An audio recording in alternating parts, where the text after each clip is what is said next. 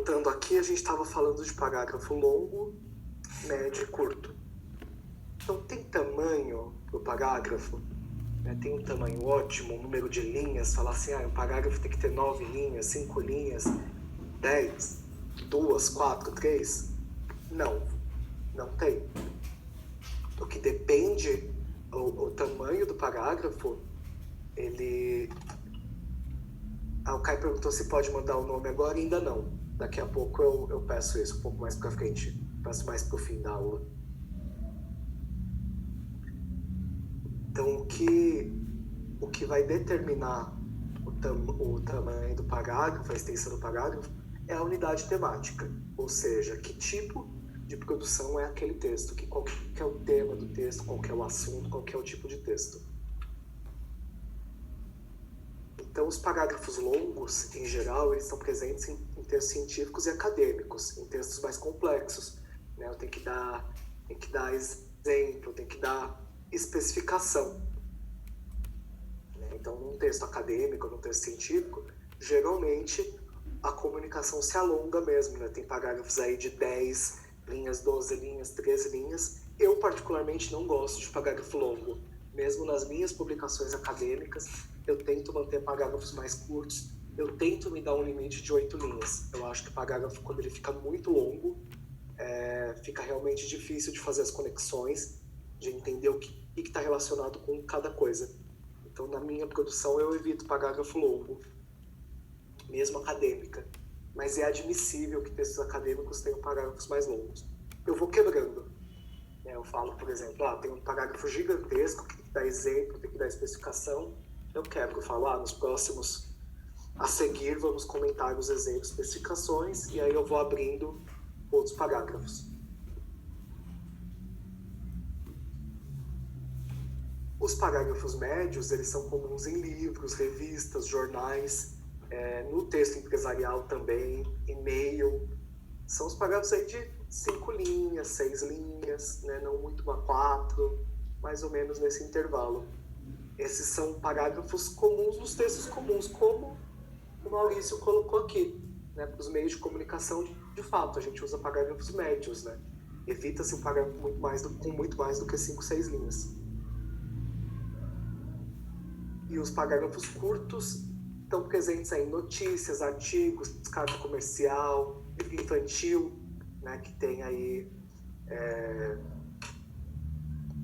tem a dificuldade de se comunicar com criança, né? De fato, elas se cansam de texto muito longo. Então, a redação empresarial, a comunicação empresarial, ela prefere parágrafos curtos e médios, né? Não muito mais do que 6, 7 linhas por parágrafo. Algo entre 3, 4, 5 é o ideal. Então, tudo que a gente vai fazer um e-mail, um relatório empresarial, a ideia é usar parágrafos que não sejam muito grandes. Porque a comunicação empresarial ela é muito dinâmica, né? Ela é muito rápida. As pessoas têm pouco tempo, os gerentes têm pouco tempo, os diretores têm pouco tempo. Eles não leem textos que têm parágrafos muito longos. Eu lembro que quando é o primeiro estágio meu, né, em outra vida, aí mais de 10 anos, mais de 10 anos não, 10 anos, eu fiz a primeira experiência, aí eu comecei a escrever e-mail, eu queria colocar tudo no e-mail, né? Teve um problema, alguma situação, fazer aquele e-mail de 12 linhas, 13 linhas, e aí a minha supervisora, uma vez, ela falou, Jefferson, se eu recebi seu e-mail, é muito longo, não vou ler não. Vem aqui na minha frente e explica. E aí foi que eu consegui entender essa questão aí da redação empresarial. Ela tem que ter parágrafos mais curtos e médios, né? As pessoas, elas não têm tempo para ficar lendo textos muito longos. Então você tem que ser mais conciso, mais curto. Jaciara perguntou se parágrafo longo é usado onde mesmo? Mais em texto acadêmico, né? Em publicação acadêmica, em publicação universitária, livros científicos, né? Na comunicação do dia a dia, a gente tenta usar parágrafos curtos e médios. É um problema gigantesco, assim, no meu relatório tem um parágrafo maior, que tem 10 linhas, né? Tá lá no PIN. Aí eu fiz um monte, todo tá bonitinho, parágrafo curto, mas teve um lá no PIN que deu 10 linhas, porque eu não consegui dividir aquilo em muitas ideias. realmente era uma ideia mais longa, com mais exemplos, tudo bem, faz parte, não é o fim do mundo, não. A gente espera um pouco para mandar o nome, vou pedir no fim, mas no fim, lá pelas 9h30, eu peço, não manda agora não. Senão atrapalha aqui a comunicação, porque aí manda nome, manda chat, eu não consigo acompanhar. Então vocês veem que a redação empresarial ela tende a ser concisa, né? Curta, econômica, né? As pessoas não têm tempo para desperdiçar, elas não querem saber da sua vida, né? Do que você está pensando, elas querem que você seja o mínimo possível. Então quando você faz um e-mail, é muito normal você falar, olha, o ponto principal é esse, se você precisar de mais informações, fala comigo, me liga, me manda um e-mail que a gente conversa. Né? Você não pode encher um e-mail de muita informação. Um e-mail é uma coisa aí de 2 parágrafos curtos no máximo. Né? E em e-mail, a gente está usando paragrafação por bloco. Não se usa paragrafação por indentação, por aquele espaço. Por início. Texto em bloco, em e-mail, né? Sempre separado por uma linha, nunca com indentação. Né? Então a professora falava para pôr o dedinho, né, para indentar, porque a maioria passou por esse aprendizado. Né? Isso na comunicação digital é muito incomum, né? A gente está usando cada vez mais o bloco, uma característica aí do texto digital que veio para ficar. Tem países, é engraçado, tem países que as pessoas nem escrevem mais, né? As crianças não aprendem mais a escrever à mão. Você vai lá nos países europeus, na Holanda, na Suécia, na Dinamarca, na Finlândia, várias cidades, os alunos, desde o início da escola, eles vão para a escola com notebook e eles nem aprendem mais a escrever letra de mão. Eles aprendem a digitar, desde o início da educação, desde crianças. Então é uma coisa assim que vai mudar, né, no mundo. O mundo vai ficar cada vez mais digital. É a tendência. Então, quem leu ali a apostila, chegou nesse ponto, a apostila da Solimar Garcia, que a gente estava relacionando ali os capítulos nas 2 atividades, viu que tem algumas qualidades da redação empresarial. Né? O texto empresarial ele tem características, né? Ele tem algumas qualidades que precisam ser mantidas. Então, eu coloco dessa forma, eu coloco essas qualidades. Tem gente que coloca menos qualidades. O que é essencial são as 4 aqui do meio.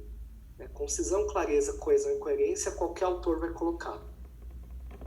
A Solimar colocou expressão, né? Eu concordo com ela, uma característica importante, e intenção eu que adicionei. Eu vou explicar cada uma delas, dar uns exemplos, trabalhar um pouco esse aspecto. Texto empresarial tem que ter intenção clara. Já conversei isso com vocês, estou repetindo. Desde a primeira aula eu falo com vocês. O emissor precisa ter um alvo em mente. Antes de escrever um texto, você tem que parar e pensar o que eu quero do meu interlocutor com esse texto. Qual é a resposta que eu quero dele? Qual é a minha intenção? Porque a intenção que guia o texto. Coloquei aqui a imagem do alvo, né? Você tem que pensar onde que eu quero chegar, o que eu quero que o meu receptor me devolva. Eu quero solicitar alguma coisa, eu quero convencer, eu quero informar, falar que teve uma mudança na empresa, eu quero vender um produto. O que tem aquele texto? Qual que é o problema do texto, a intenção do texto? Então essa é a primeira característica, intenção. Você não faz o texto à toa. Você tem que ter isso muito claro na sua cabeça. Então, vocês vão percebendo ao longo dessa aula que escrever um texto é uma tarefa muito psicológica, né? Eu organizar minhas ideias. Quando você escreve mal, quando você escreve um texto ininteligível, é porque a sua cabeça está bagunçada. Você não colocou suas ideias em ordem. Então, a primeira coisa é colocar suas ideias em ordem. E a primeira ideia é a intenção. O que eu quero? Qual que é o meu objetivo? O texto empresarial também ele é conciso, ele tem concisão. O que é concisão? Evita rodeios, ele vai direto ao assunto. Não é grosseria nem rudeza na comunicação empresarial você ir direto ao assunto. É totalmente cabível você chegar e falar, olha, relacionado ao problema da falta de mercadorias, a intenção da empresa foi fazer o racionamento de 2 unidades de álcool em gel por comprador. Não tem problema nenhum você ir direto ao seu ponto. Bom dia, Sobre o problema da falta de mercadorias, a solução da empresa foi restringir a venda de álcool em gel a 2 unidades por pessoa. Atenciosamente, Jefferson. Não tem problema você ser curto na comunicação empresarial. Pelo contrário, quanto mais direto, maior a eficácia do processo, que é o que eu tinha falado antes, né? Que minha chefe tinha falado nela. Ninguém quer ler texto longo.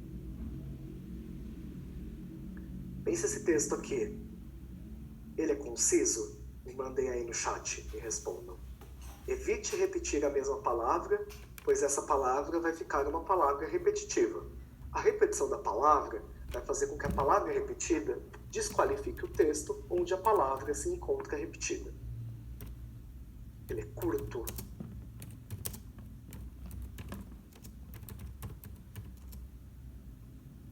Então, vários colocaram. Não, ele não é conciso, né? A Raquel perguntou, professor, é errado colocar ATT no e-mail?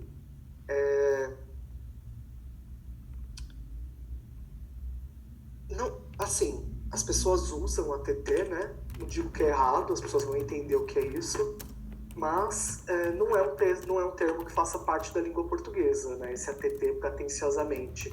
Ele vem do inglês, inattention to. A maioria dos autores não considera que esse ATT faz parte aí da língua portuguesa, mas tem gente que usa, né? Eu não uso, eu acho estranho. Eu prefiro colocar atenciosamente, grato pela atenção. A abreviação em textos empresariais, não é um problema você abreviar, Esaú, só que a primeira vez que você usa abreviação, é bom você decidir, escrever o que está falando. Então você pode fazer assim. Deixa eu tirar o slide. Ver se eu consigo escrever no Word aqui.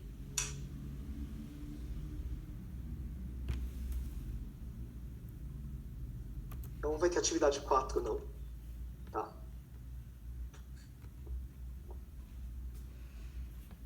Pegar só um rascunho aqui que eu estava fazendo em outros planejamentos que já mudaram.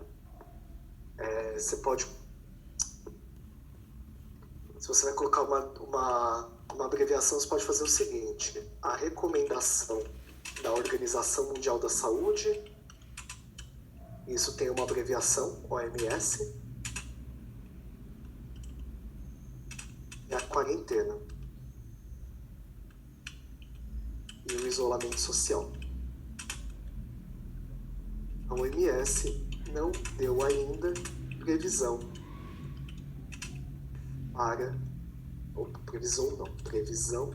para o fim dessas medidas. Eu escrevi aqui na minha lousa online, lousa digital. Então, como que eu faço? Primeiro eu coloco o que significa abreviação. A abreviação eu coloco entre parênteses e depois eu posso usar a abreviação normal. Tem gente que faz o contrário, coloca abreviação e depois entre parênteses.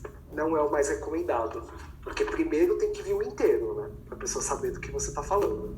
Então não faz sentido eu colocar a OMS entre parênteses Organização Mundial da Saúde, porque a primeira leitura tem que ser a leitura certa, né? Então você tem que entender da primeira vez. Depois você pode usar a abreviação. Então a sigla eu coloco pela primeira vez entre parênteses.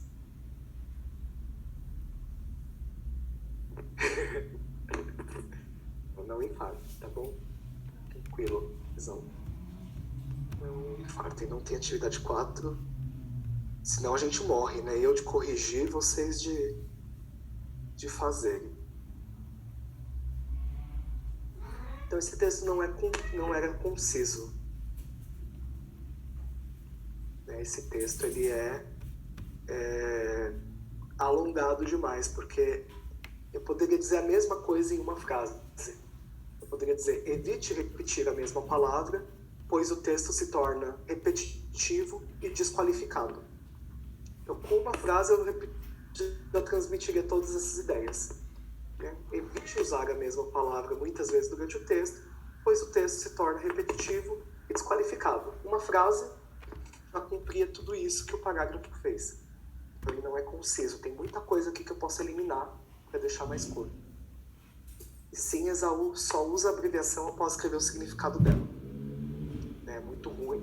Quer dizer, Se você está na empresa, por exemplo, e você sempre usa aquele termo, né, um termo que você sabe que todo mundo entende, porque é uma coisa do dia a dia, tudo bem, né? Então, o departamento de Comex, em vez de comércio exterior, porque todo mundo usa. Fica consagrado pelo uso, né? Como todo mundo sabe, você não precisa mais pôr abreviação, mas não precisa mais pôr o significado. Mas, em geral, é bom escrever o significado da abreviação. Quando está toda hora, todo mundo usa, você sabe, você tem certeza que todos os seus interlocutores usam abreviação, é normal, né? É uma coisa da comunicação informal, né? A gente tende a abreviar. E sempre que é uma abreviação assim de uma coisa que é menos comum, eu preciso sim escrever o significado antes. Júlia perguntou: no texto ele pode usar outra palavra para não ficar repetitivo? Ou apenas diminuir o texto mesmo? Ele poderia usar outras palavras, Júlia, mas eu acho esse texto ele tem tão poucas ideias que nem vale a pena ficar expressando com outras palavras, né? É melhor você ser mais curto. Evite repetir a mesma palavra várias vezes durante o texto, pois isso torna a mensagem longa. Mensagem longa, cansativa e desqualificada. Você vê que aqui eu usei mensagem para me referir ao texto, né, para não ficar repetindo a palavra texto. E palavra só apareceu uma vez, né? Aqui palavra apareceu 1, 2, 3, 4, 5 vezes, né? Eu só precisei usar uma vez. Porque eu não preciso repetir isso, né? Não preciso repetir isso. A mensagem é longa, cansativa e desqualificada. Tudo se refere à mensagem, posso falar de uma vez. E a palavra está sendo repetida. Não preciso produzir tanto conteúdo para falar tão pouca coisa.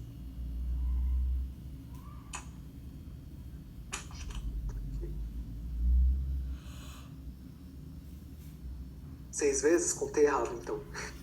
Alguma sumiu. Comi aí na contagem.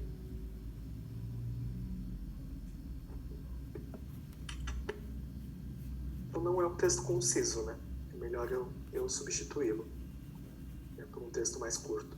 Então, repetição de palavras, o texto ele repetiu, deu muitas voltas, no fim das contas ele não disse nada, né? Ele foi muito pouco informativo, portanto ele é um texto sem concisão. Eu tenho que tentar ser conciso na redação empresarial. Frases longas, elas atrapalham a concentração.